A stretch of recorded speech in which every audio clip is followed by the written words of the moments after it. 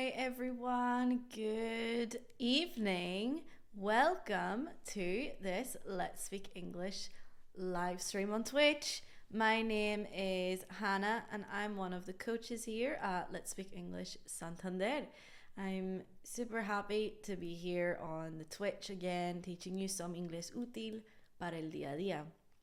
So, today, as always, with our kind of Twitch streams, I'm going to go through some useful English for you today and with some translations. So, as we always do on the Twitch, I tell you in Spanish and you tell me in English.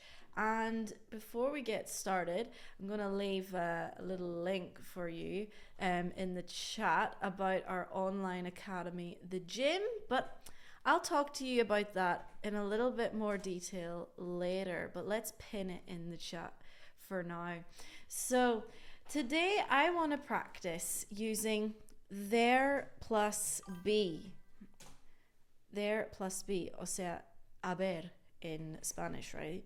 So I'm putting everything in the chat, you know, but there plus be in English. And it's a pretty interesting one, and it's a pretty problematic one for some Spanish speakers. What tends to happen is they think that because it's haber, that it is have. Okay, they say it have, or they say it is, for example, sometimes.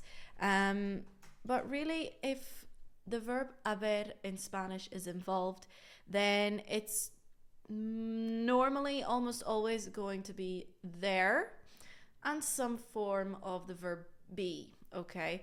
So it can be that in any tense, okay? So if we wanted to say I, in Spanish, I, then that will be there is, if it's singular, or there are, if it's plural, right?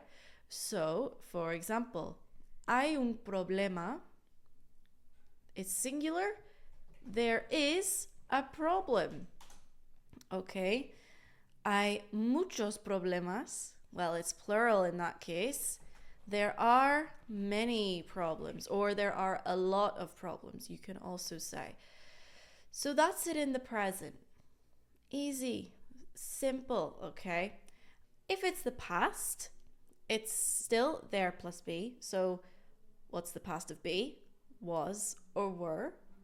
So, for example, hubo, there was, if it's singular, or there were, if it's plural. Okay, nice and easy. Hubo un accidente. Hubo un accidente. There was an accident. There was an accident. No hubo clases ayer. No hubo clases ayer. That's plural. There weren't, because it's negative, any classes yesterday. Of course, we also have to take into consideration if it's a question, as with most things, well, everything in English, when it's in the interrogative, the question form, all we have to do is change that order. So, for example, there is a problem. Let's go back to the present. Hay un problema. There is a problem. Hay un problema? Is there a problem? So today we're focusing on very easy stuff, right? Is there a problem? Hay un problema. If you want to ask someone that, is there a problem? All you do is you change that order, okay? It's nice and simple. So that's the same. Hubo un accidente? Was there an accident? Was there an accident? That's all you have to do, okay? Change that order. So again, because it's be, with anything involving the verb to be, well, you don't have to add in any auxiliaries or anything. It's simple. So that's with the past. There was, there were, or was, there were there, or there wasn't and there weren't. And of course we want to make sure that we're using that contraction, wasn't, weren't, as always, very, very important. All right, so let's keep going with the future, habrá. In English, there will be. There will be, okay? And that's the same in the singular and the plural, okay? So there will be, it's nice and easy. And then if it's a question, we just change that order. Will there be? Will there be? So, for example, habrá una reunión mañana. Habrá una reunión mañana. There will be a meeting tomorrow. I almost said reunion. There will be a meeting tomorrow. And that's it. Okay? But if it's a question, ¿habrá una reunión mañana? Will there be a meeting tomorrow? Let's put it in the chat. Will there be a meeting tomorrow? And that's it. What about in the present perfect? Ha habido. Ha habido. In the singular, there has been. Or in the plural, there have been. Okay? There has been, there have been. And if it's a question, change that order as always. Has there been? Or have there been? For example, ha habido un error. There has been, because it's singular, third person singular, a mistake or an error, you could say. There's been a mistake. And listen to how I contract that. I almost say there's been.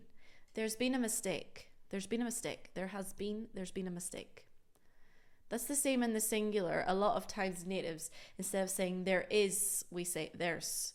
So there's can be there is or there has, but depending on the context. If you hear a participle, been, then you know that we're talking in the present perfect, of course. There's been a mistake. And in the plural, ha habido muchas quejas. Ha habido muchas quejas. That's plural, so there have been many complaints. Espero que no. There have been many complaints. Hopefully not, but well, you never know. So there has been, singular, there has been a mistake. There have been many complaints. Or there have been, I often say, there have been. Listen to how fast that is. There have been many complaints. Okay. And then, like I said, a question. ¿Ha habido un error? Has there been a mistake? Has there been a mistake? And listen to how fast I say that.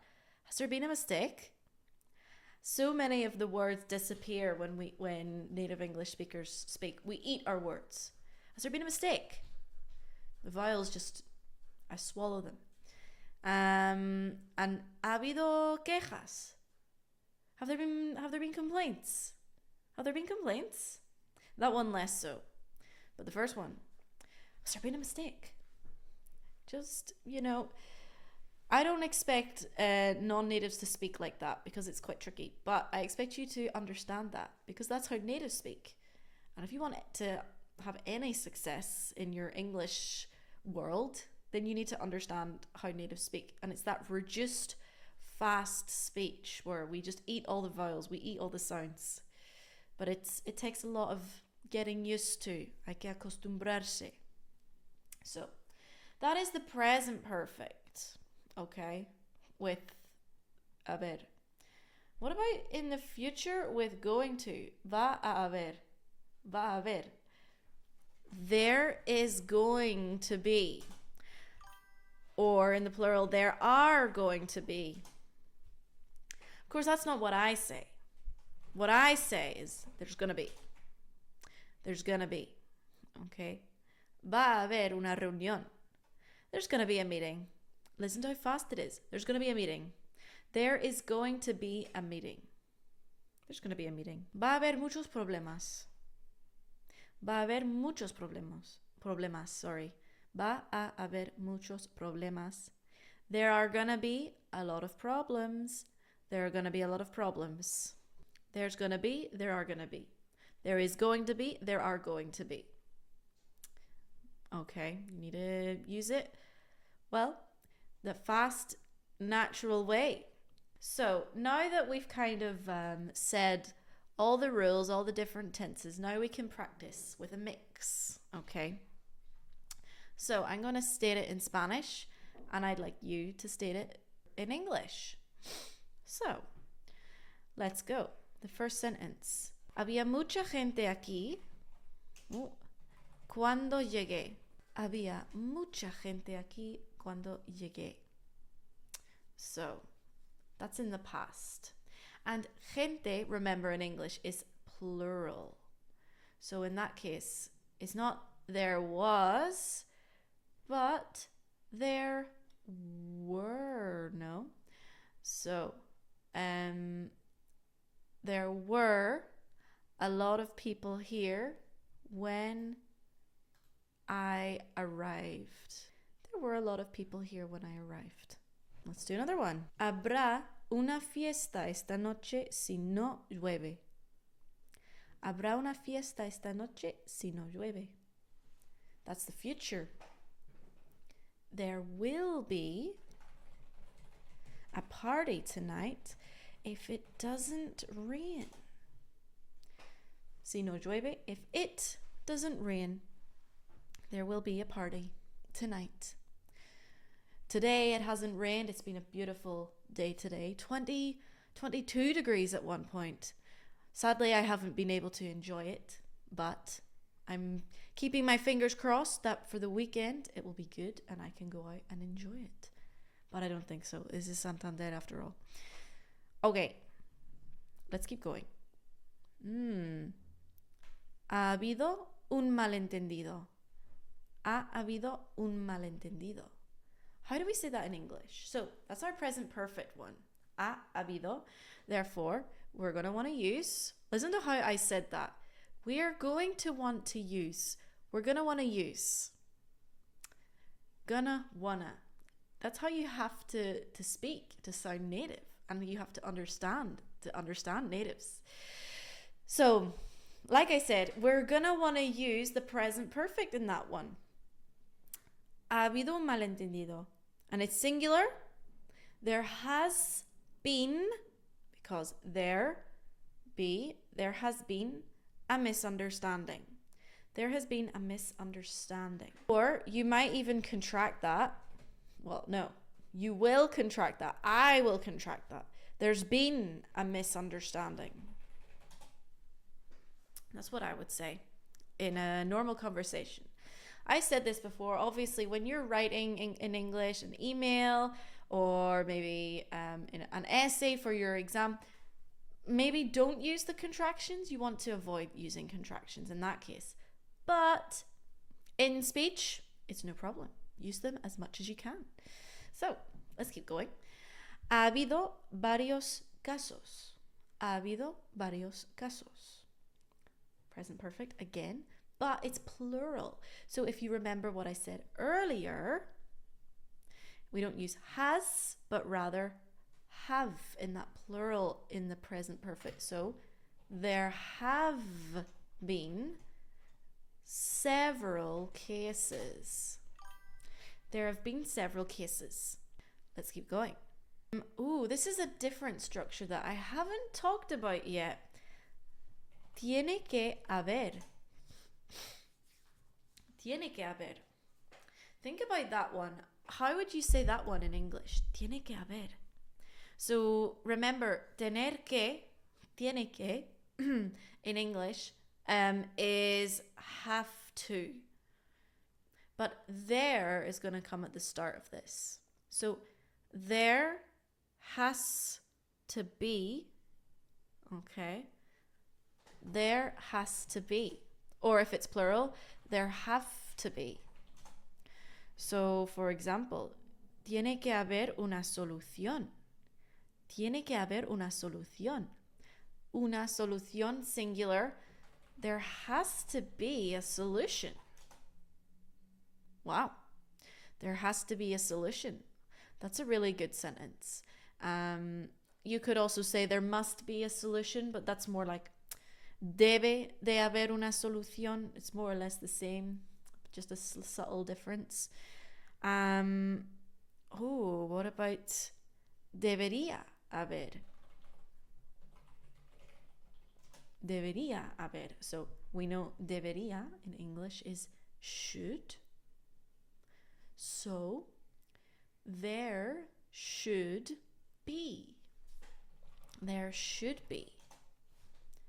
Entonces, let's see. Debería haber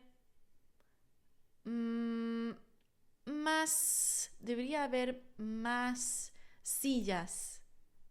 Silla, chairs. There should be more chairs. There were people and not enough chairs. So there should be more chairs. There should be more chairs or more seats, you could also say. Debería haber más sillas. Okay, that was a good one. Ooh, I've got another one. Podría haber. Podría haber. Wow. If you know this one, you're a pro. There could be. So practicing this exercise, this is all about that agility, agilidad, que tienes que tener y dominar con tu inglés. Y si tú no tienes agilidad, pues lo vas a tener complicado con tu aprendizaje del idioma, del inglés. Y pues si quieres mejorar esa agilidad y tu precisión, fluidez, pronunciación, que son todas las claves de dominar un idioma, yo te recomiendo nuestra academia online, The Gym. Y tienes ahí el enlace fijado en el chat.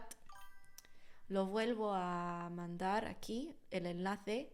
Si quieres apuntarte a nuestra academia, que lo dicho, tenemos clases todos los días con profesores nativos y clases a todos niveles.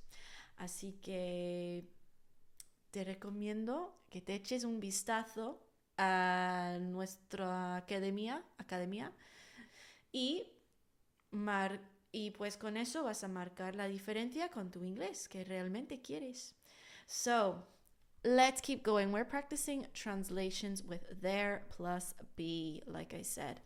So, we have just talked about tiene que haber, there has to be, debería haber, there should be, y podría haber, there could be.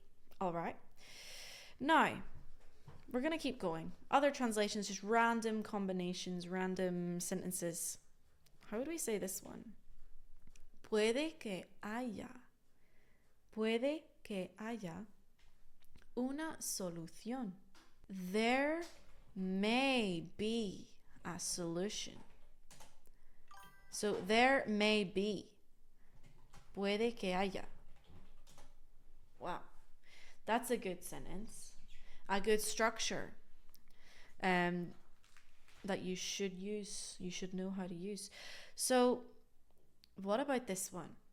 This is a real tricky one. I'll be impressed if someone knew this.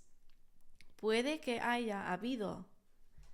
Puede que haya habido un malentendido. So we know un malentendido is a misunderstanding. It's in the chat. So puede que haya habido un malentendido. So we know puede que haya is there may be, but it's que haya habido. So it's that kind of present perfect. We're going to start with there. May have been a misunderstanding. Wowee. There may have been a misunderstanding. But that's not how I would say it. I would say something like this. There may have been a misunderstanding. There may have been a misunderstanding. Listen to how fast I say it. There may have been. There may have been. There may have been. I don't even say there may have been. I join together may and have. May have. It's actually, it's like a name. There's a name in Ireland, Maeve. Anyway, there may have been a misunderstanding. Y ya. That's it. Okay, more. More of these tricky and interesting translations, please. All right. ¿Cuándo habrá una reunión? ¿Cuándo habrá una reunión? So, that's the future. We talk about the future. It's easy. We can do it. ¿Cuándo habrá una reunión? So it's a question. So remember that word order. We start with cuándo, when. Will there be a meeting? When will there be a meeting? There'll be a meeting tomorrow at 2 o'clock, for example. Let's do another one. ¿Va a haber otra fiesta? ¿Va a haber otra fiesta? ¿Va a haber otra fiesta? So that's future with going to, and it's singular. So, is there going to be? Is there going to be another party, we would say. But of course, that's not exactly how I would say it. I would say, is there going to be? Is there going to be another party? Wow. Because you need to use that gonna if you want to sound natural and native, right? But maybe you can't use it. Well, no, you should use it if you can. But definitely you need to be aware of it and you need to understand it. Is there going to be another party? That gonna is so important. Is there going to be another party? Yeah, there's going to be another party in about 2 weeks. Did you understand that? I'll say it again. Is there going to be another party? Yeah, there's going to be another party in about 2 weeks. Yeah, there's gonna be another party in about 2 weeks. And I love using that in about 2 weeks. So if we add that about before an amount of time, it just means like más o menos. Okay.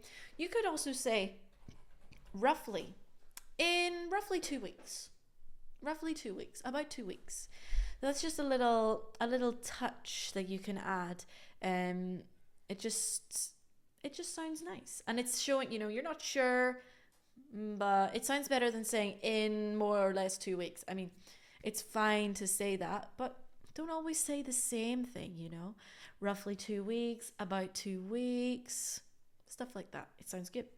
Okay, let's do another one. ¿Ha habido llamadas para mí? ¿Ha habido llamadas para mí? So that's a question. And that is the present perfect. So, have there been calls for me? Or maybe I would say, have there been any calls? We really like to put this any. But when we ask questions with things like that, in English, we really like to add that word any. Like literally, ¿ha habido algunas llamadas para mí? Is literally the translation. For example, ¿hay pan? I wouldn't say, is there bread? I mean, it's fine to say, but I would normally say, is there any bread? Is there any bread? Is there any milk? For example, ¿hay leche? ¿Hay pan? It's just an interesting one that we like to do when we ask questions in English. So yeah. And let's do one more translation with there plus be to finish up. I like this one. Parece haber. Wow. Parece haber varias versiones. Let's write that full sentence. Parece haber. There, we always will start it with there. There seem, because it's plural, there seem to be several versions. And listen to my V. There seem to be several versions. Several, not several, several, several. So notice how that second E in several, we don't really pronounce it so much. It's not several, several, several. It's almost like 2 syllables, several. Several versions. Several versions. There seem to be several versions. Very interesting. Pues ahí está. Un poco de gramática útil para el día a día con there plus be. Espero que haya sido útil, que te haya gustado esta mini clase en Twitch.